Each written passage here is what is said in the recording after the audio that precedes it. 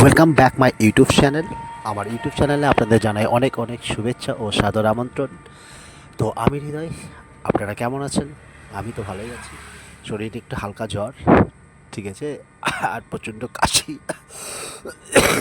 তো যাই হোক, আপনারা আমার ভিডিও দেখছেন না, আমার চ্যানেল কেউ সাবস্ক্রাইব করছেন না, লাইক শেয়ার কমেন্ট দূরের কথা, ঠিক আছে? তাই ছোট ক্রিয়েটার বলে আমাকে একটু সাপোর্ট করবেন, পাশে থাকবেন এবং ভালোবাসা দেবেন।